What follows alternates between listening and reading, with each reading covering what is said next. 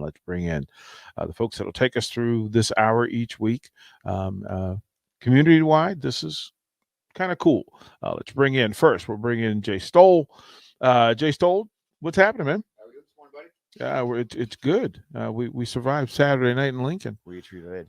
We sure did. I was there. What was the vibe? How would you describe what you witnessed last night? It was a roller coaster. It was your ups and your downs, like we've grown accustomed to. You feel really good at the end, and then it's just taken away from you. It's the all too familiar feeling, as most people would say. I truly feel bad for the kids out there that are working hard. Typically, 42 points is going to win you a game, right? That's what they tell us. Typically, 42 is going to win you a game. That was what was on. That was in the memo. Was you give me 42, and that's usually a win. But I was told 5 years ago, though, we'll give up 35 as long as we score 42, and I think it didn't work out that way. Was that actually said? I believe it was. Wow. Something around. That's kind of frightening now that in review. Yeah. Hindsight on and all that stuff. It's not only 2020, it's probably 10-10 up close and personal. Let the folks know who you are. Sure. Where home is and how do you get here? Great. My name is Jay Stoll. I'm originally from Lincoln, Nebraska. Went to Lincoln High, the Mighty Lynx, right? Go Lynx. I've done everything, man. I've been bartender. I've been a police officer. I've been working in physical therapy, and now I help out with insurance. So you do more than that, like just helping out with insurance. That's like saying, okay, Magic dribbles a basketball. Like I help people put their fears aside. The problem that with our industry, unfortunately, is the bad word, the insurance guy. And if someone wants to come to your house and talk to you and look you eye to eye, 99.9% of the time is legit dude. It's a legit person doing that. The ones that are the problems are the ones that call on the phone, unfortunately, and just don't have a story to back up what you're doing, and people get taken for.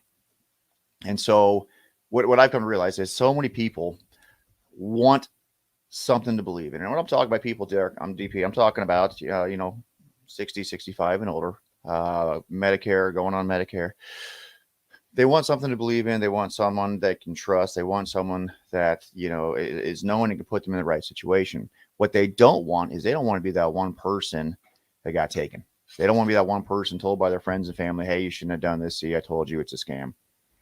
Hey, you shouldn't have, switched this over. It's not the right move. You got scammed.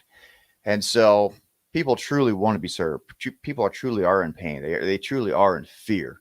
And that's what I do, actually. That's what Todd does. That's what American Senior Benefit does, is we go and we help them. We sit down, we talk to them, we let them know their situation, if it can be improved, if it's doing just fine.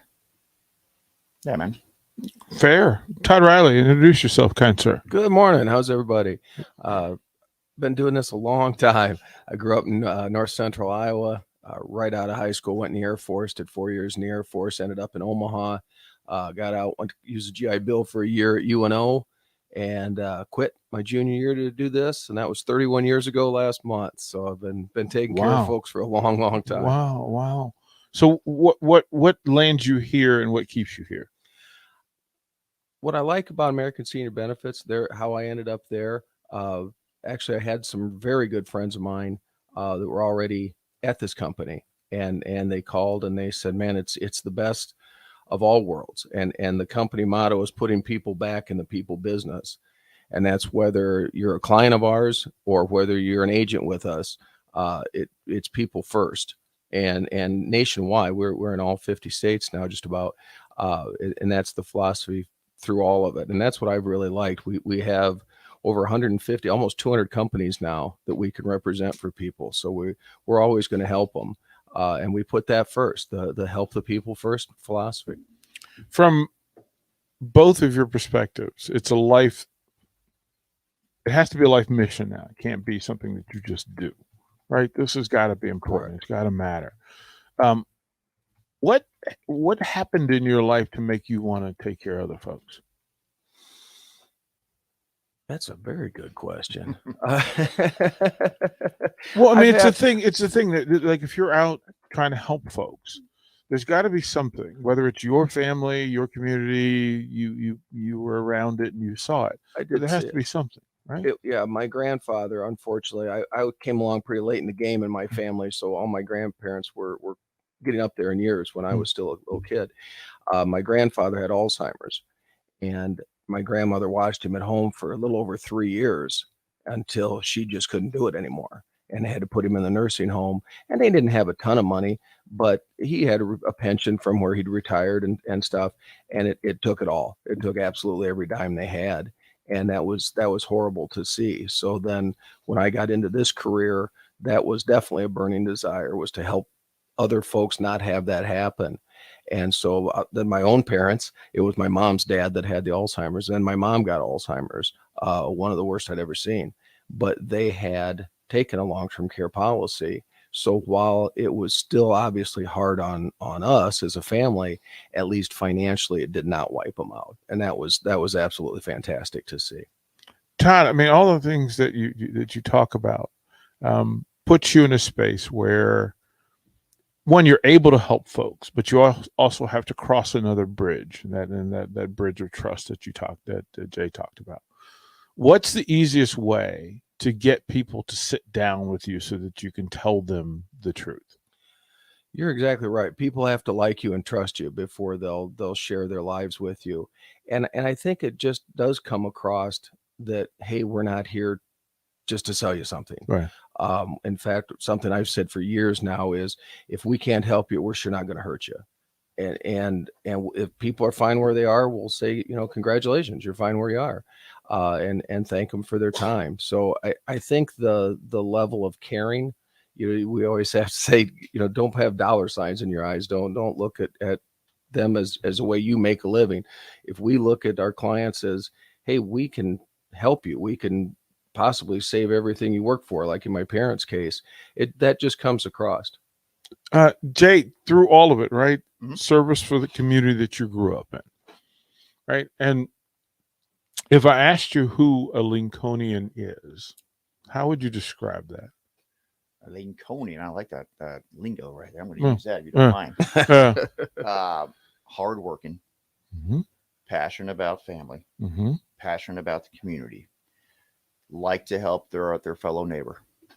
Yeah, and through that, right? Because you can't help somebody you don't know or understand, Correct. right? So that's a big part of it. And then you go, and as you said, you're a policeman at some point, and Mhm. other things you do, those are all things of service. This seems to be a thing of service. This is a massive thing of service. Mm. Absolutely. This is servicing your fellow man to the highest honor. Does that make it into the initial conversation that you have with people, or is that too forward in the game to happen? Like, is that a part of the first conversation, or is that a part of the final conversation? First, everything up front on the table. Everybody I talk to, I'm very transparent. Mm. I tell them everything about me. I tell them about my past. Tell them about how I can assist them. Tell them about anything. It's like I said, I want to build relationships. You don't want just clients only. You want relationships. You want someone comfortable that they can call you Mm-hmm.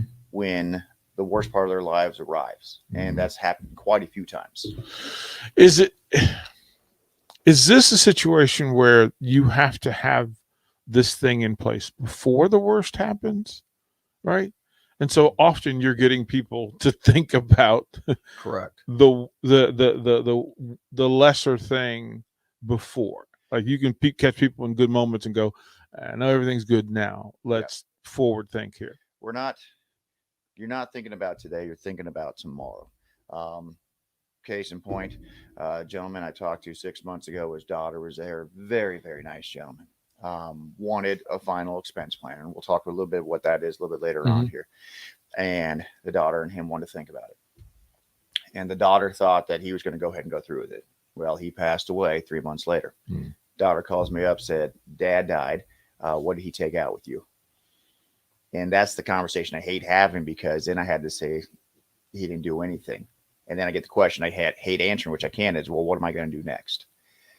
And I said, well, you're gonna go to the funeral home. You're gonna tell them exactly what your dad would have wanted and what you would have wanted. They're gonna let you know everything's all taken care of, and they're gonna slide you a white piece of paper across the table at the end of the conversation. That's tough. Jay Stoll, Todd Riley with us from American Senior Benefits.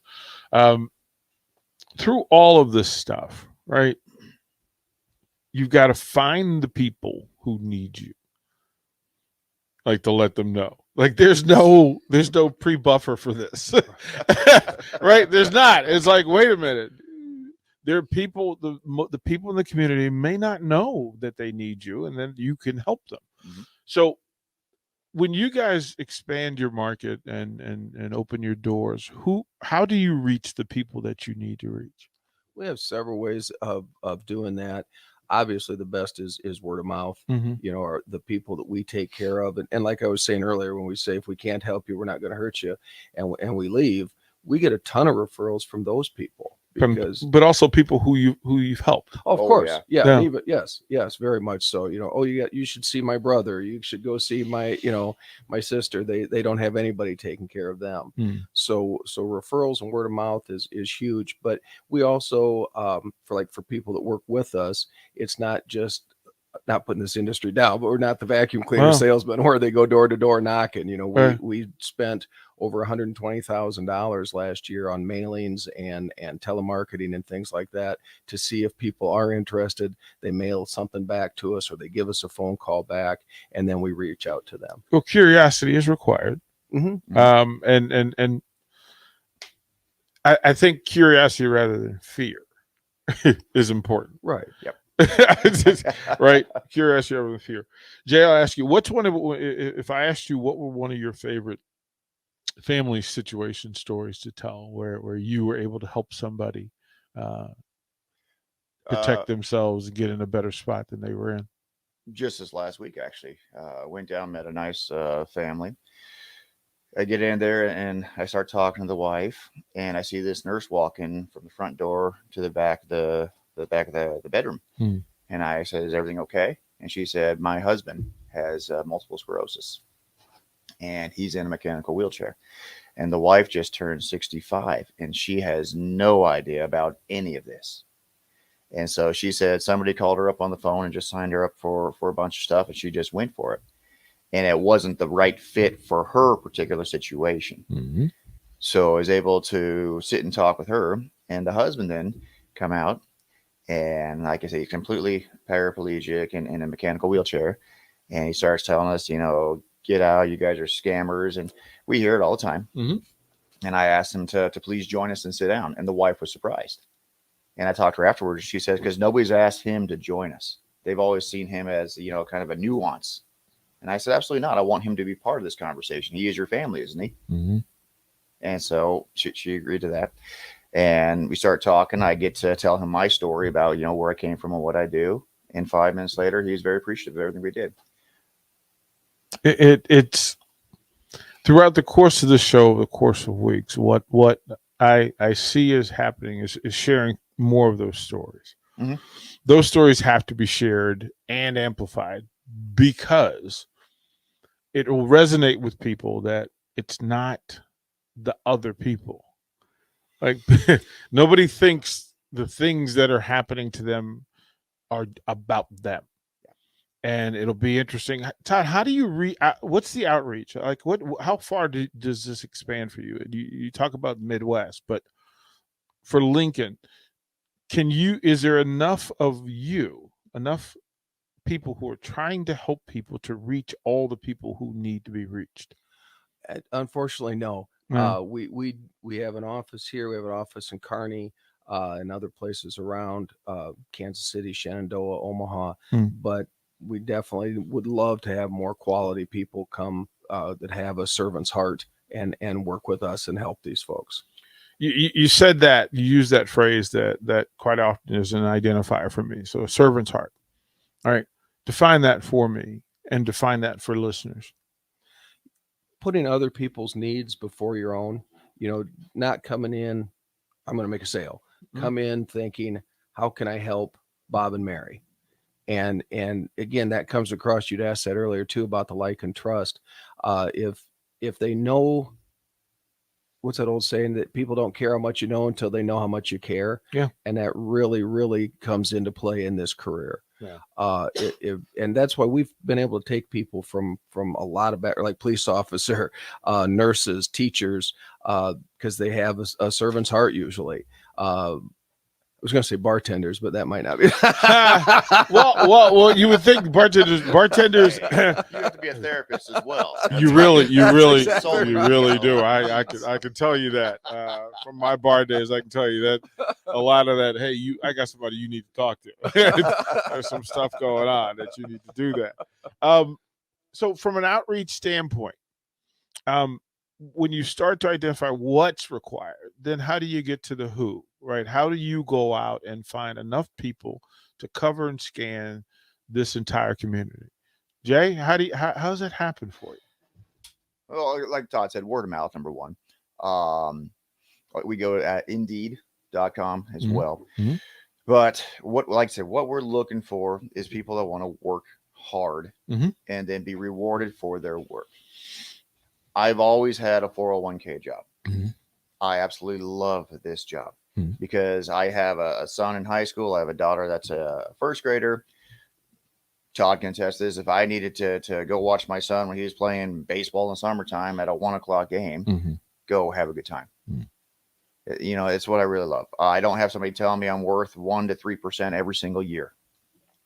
I can make what I want to make mm-hmm. just by working a little bit harder. Right. Mm-hmm. Todd's a great one, says, you know, if you want to get your wife a nice Christmas gift, set one more appointment, go help another family in need. Mm-hmm. You help somebody, and in return that you're helping you as well. Todd, through this, right, you're trying to find superheroes, mm-hmm. right? You're trying to have, really, it's folks who are willing to go through some friction in order to help folks. In a space like this, if I said to you, take 30 seconds and hit the button for anybody who maybe wants a career change, they want a life change, they want a situation change, how would you bring them to the table? I think a big thing is if a person wants to, as Jay had kind of touched on, if they want to be their own boss, if they want to create their own business. I found so many people say they want to be in business for themselves. A lot of people, unfortunately, don't have the discipline to do that. And it would be tough. I mean, to just start something with no assistance, with no help, I can't even imagine. And that's what's nice with American Senior Benefits. We have the model, we have the training. One of our sayings is you're in business for yourself, but not by yourself. And so it's an opportunity to create you incorporated. And you, as Jay had touched on, you make what you want to make. You know, the harder you work, the more you make. My father worked in a factory his whole life, provided for us. He was a great dad, but there's no way he could have said, hey, I'm going to take a vacation this summer. I got to make an extra $3,000. Hey, boss, what can I do? Right. Can I work 10 more hours a week? What can I do for this $3,000 that we're going to need here, boss? Yeah, help a brother out. You know, look, man, I having been around it, and understanding how difficult it is to get people in the door, but to get people to the door. And it's really tough. I get the online recruiting, but I think in this space, just simply talking to folks and being out loud about it and saying, listen, this is what we're doing. It's twofold. One, we can help you. And in helping you, we can help other people. Correct. Mm-hmm. Right. I mean, I think that's, you know, I'm not sure that that's the right priority, but I'll ask you, what's the first thing first? Is it taking care of the families, or is it changing lives? I think it starts with the agent, with changing the agent's life, the person that comes to work with us. And the reason is if he or she, and women do phenomenal in this Mm-hmm. career, just Mm-hmm. FYI, he or she comes along when they realize what it can be, when they realize they're making a difference in people's lives, when the aha moment comes that they're like, holy cow, I can do very well 6-figure income and do it getting phone calls from people thanking me for what I've done for them. There's your win-win. Todd, what's your aha moment? What was your aha moment? I would probably say back when I started 31 years ago, we were poor as church mice. Mm. We had we had no money, and to start to see what could become available to you. Like I said, a 6-figure income year 1 and 2 is possible. That was where I started, and then right or wrong, that was how I started. And then when I saw what I was doing was making a difference, then I buckled down even harder. You know, that was then the reason I got out of bed was I want to make a living. But man, I just got the neatest call from Mrs. Smith yesterday. She's in tears. She was so happy about whatever. So that really was pretty neat. So it took about a year of buckling down and busting my tail for it to kind of shake out in my head. Jay, what was the moment where you realized, you know what, this is the right thing for me? This is the right thing. This is it. All right. And he can attest to this as well. Helped a family down in Beatrice. Mm. All right. They were in pain. They were in need. I was able to provide them with assistance and make their situation much better, not only financially, but security-wise as well. Mm. And the thank you I got for that is, so the really cool thing about this job here is this career, I'm sorry, is people want to show you their lives. Mm-hmm. So when you walk into somebody's house, their life is on the wall usually, right? And the really neat thing about this is when we show up at the door, right? We're Satan, all right? That's just how it is. That's how we're perceived as a Satan. When we sit down, we start talking, right? We're just, this insurance guy. The really cool thing is then they get a phone call 2 weeks later, and we're there talking to them. Hey, let me call you back. I'm talking to Jay. I'm talking to Todd. So we go from Satan to insurance guy to we are actually people as well. Well, part of the family. Exactly. Because you're taking care of the family. And that's the biggest thing. So the coolest thing for me was, gentleman makes horse saddles, homemade horse saddles. I love it. Neatest thing. But also, he has his own whiskey collection in the basement. Mm-hmm. Right? He took me downstairs, poured me a glass of whiskey to thank me because that's how he concluded business for the last 50 years. Mm-hmm. Gave me a bottle to take home. I've never had something happen like that ever. So I send a text message to all my coworkers saying, hope you guys had a wonderful day. I had one as well. I'm bringing back a gift. How about that?